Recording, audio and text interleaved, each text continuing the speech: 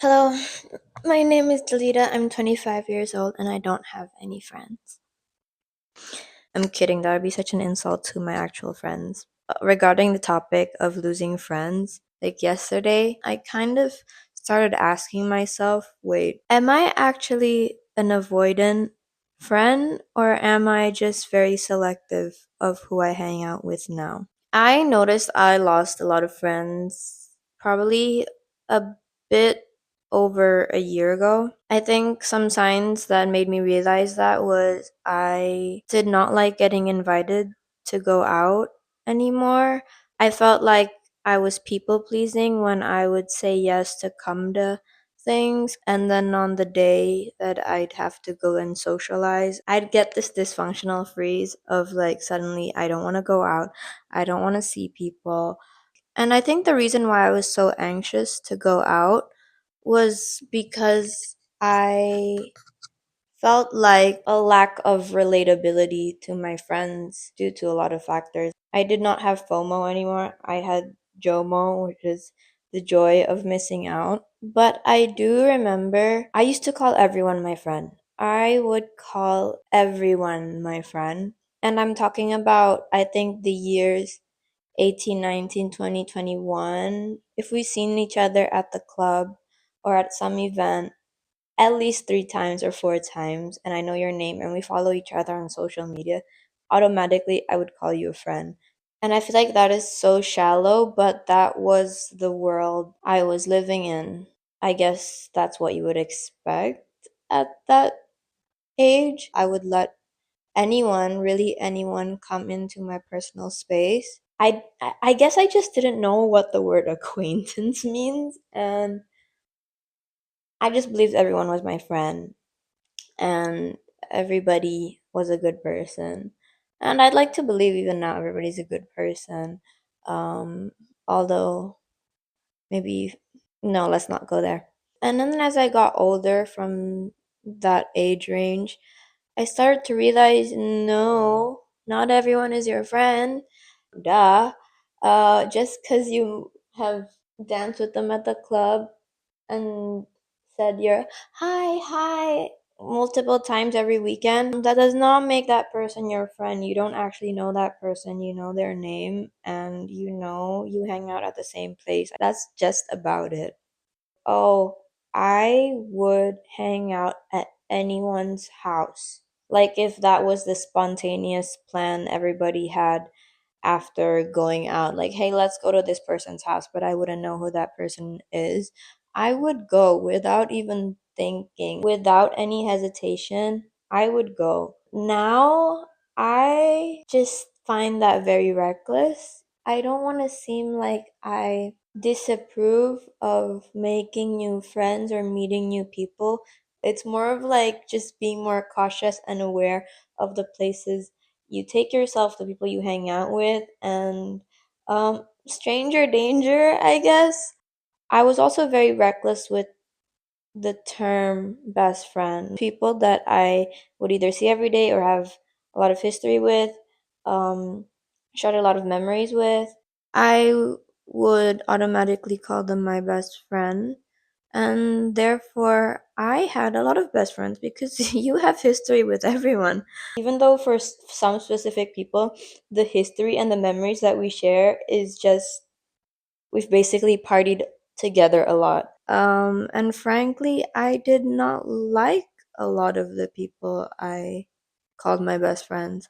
I came to a realization that they aren't good people or good people at the time. And I credit a lot of that to self isolation. I rarely go out now and I spend a lot of my time by myself. And when I go out, I go out with more intention and I'm just generally more selective with who I meet and who I share my life with, my energy with. When I stopped prioritizing going out, I spent more time by myself. I was more comfortable being alone with my thoughts because that was a big factor of to why I would go out every single time I'd get an invitation to go out, or I would make plans just so I wouldn't have to be alone with my thoughts. And lucky enough, with a lot of self introspection, and self isolation, I started to realize how I've kind of, I guess, grown out of the environment that I was in. My overall general priority in life just does not align anymore to the people I would spend most of my time with. And I'm very grateful I came to this realization because there is that famous quote that you are the average of the five people you spend your time with. I got more busy, I got more focused on work and my self growth, and those were my priorities. It was not socializing. Like, have you ever been in situations where you're with someone and they make you feel bad about yourself, or they bring out the worst in you, and you come home from that interaction kind of disappointed in yourself, or ashamed of yourself, or having resentment towards the person you were just spending your time with? I think having more of that intuition made me realize, dude, I don't like these people. It's not because of one major drama or a bunch of falling outs. No, it's just simply I don't feel aligned with these people anymore. They don't make me feel comfortable. I don't feel like I'm my best self when I'm with them. And I don't think wasting my energy on these people have an impact on my personal growth, and that is my priority. I guess that was the major trigger for me in leaving behind the environment that I was in. I started to understand that there are low vibrational friendships and there are high value friendships, but also having the wisdom to tell the difference. There are so many ways to spot this. It's as simple as listening to your intuition and what your heart and body tells you when you hang out with these people. Observe how you feel, observe what they say. Do they bring out a side to you that you're not proud of? Do they make backhanded compliments? Are they actually genuinely happy for your success?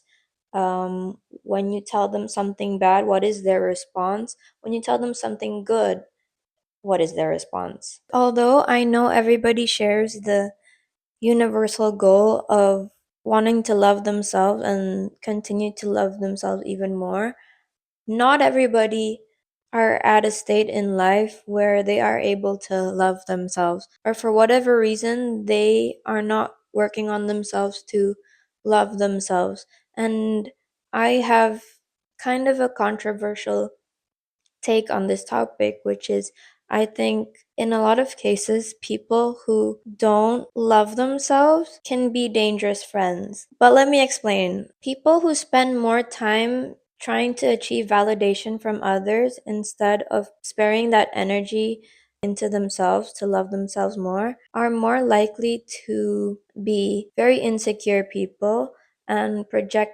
that insecurity towards you or to other people, and are more likely to not be happy for someone's successes, are more likely to give backhanded compliments, and just overall compete with you and everyone else, and sometimes are just able to say the most nastiest things about people. I had people like that in my life, and wait, I used to be a person like that at one point in my life. I was very low vibrational. And also, when I spent time with people with low vibrational energies, I just didn't feel great about myself either, because they would say something that kind of left me thinking, why'd they say that? Or would leave me feeling, ugh, I wish I didn't participate in a conversation that was very deprecating towards another person, but I didn't have the courage to distance myself from that conversation. Also, speaking of self love, some of these people are also just very self deprecating towards themselves,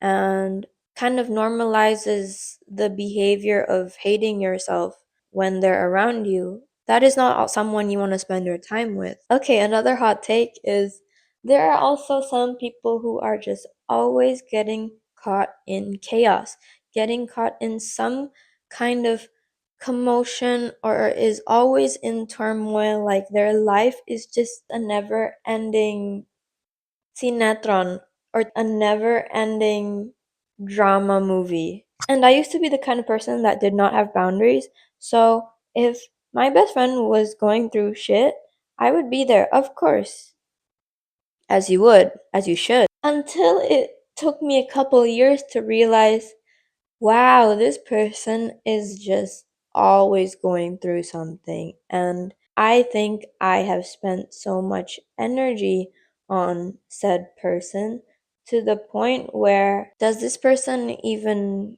care about how much energy it takes out of me to go out of my way and try to lift them up or clean up after their mess or whatever? And to be honest, that kind of messed up the definition of a ride or die friend for me. I guess that's something I'm still trying to navigate because of certain experiences that I've had in the past. But yeah, like I have been a ride or die for someone, like, and really tested to how much I would show up for this person. But was it reciprocated? Was it appreciated? I don't think so. Do they know that they did not reciprocate or at least express enough gratitude towards me? I don't know. I honestly don't know. But do I want to know? No, I just came to the realization, okay, this is not a good person. Took me a bit too long to realize, but God will give you the same lesson over and over again until you learn it. Okay, this is getting a bit too specific. Let's move it back to friendships in general. In losing friends and becoming more aware of who I am and what kind of people I want to surround myself with, I, of course, left a lot of friends behind, or some people would say outgrew them. Do I feel guilty for kind of leaving these people without an explanation? In a way, yes, but in a way also no. It's normal to outgrow people. If someone makes you feel even more unaligned with your principles and your values, or have displayed a pattern that you realize is not good for your overall personal growth. Whether this person is intentionally bad or not, some people just don't have the awareness yet. I don't think you need to give an explanation. And that might be a bit controversial, but I think sometimes when you grow out of friendships, you just gotta get up and go. And it's not like all friendships, especially the ones that are not intentionally bad people. Maybe you're just in different phases in life, and one day, just in pure divine timing, you'd reconnect later. For some friendships, I think it's just we're just not on the same path. Oh, but when I say leave friends behind, I don't mean like I was hanging out with them yesterday and then I blocked them on social media and I don't talk to them anymore since then. Like, what I mean is like I just drift away from these people. That's what I mean when I said leaving friends behind without an explanation. It's different when it's actually like a falling out occurs. I think I might be jumbling my words and just jumping back and forth, but ow, God, I have a cramp. Because I'm also still navigating friendship in my 20s, there's a lot of epiphanies that I have, and not everything is coherent to me yet, but I know exactly where I am now and how I feel towards the topic of friends and friendship and who to surround myself with. And I feel like I'm very happy with where I am now. I try my best to surround myself with people who at least share the same values as me. Even better if they make me even more motivated in chasing my goals. Those are the people I would actually want to hang out with. And instead of draining my energy, I feel like they replenish my energy. And they are not people who compete with me or I compete with them. No, I am a firm believer of collaboration over competition. I love people who make you feel good about yourself, make you feel good about your accomplishments, who just really fulfill your heart. And every time you leave that interaction, you feel so much more uplifted, so much more comfortable with who you are, and overall just have this motivation and passion to become even better. I realize I enjoy spending my time a lot with people who have purpose and are just striving to become better people, and I hope it continues to stay like that. And I hope I meet more people like that. So I think that's the end of my yap. If you're someone who feels like you're somewhat lost in where you're going in life and you're kind of unsure of who you are at the moment, or basically you're uncomfortable with the state of growth you're in and where it's at, I think there might be a slight chance that is possibly because of the environment that you're in. So I recommend, if you feel that way, to take a step back and having more talks to yourself, journaling. Have I been a good friend? Would I hang out with myself? And also reflect on the environment around you. Like, how do these people make you feel? How much impact do they play on your growth? Are they accelerating it, or are they pulling you back from accomplishing your goals? Really, I really recommend self isolation and take the time to figure out what your goals are, write them down, and realize how much your environment plays an impact on that. And then from there, you know who to erase from your life. Yeah, I guess that's all.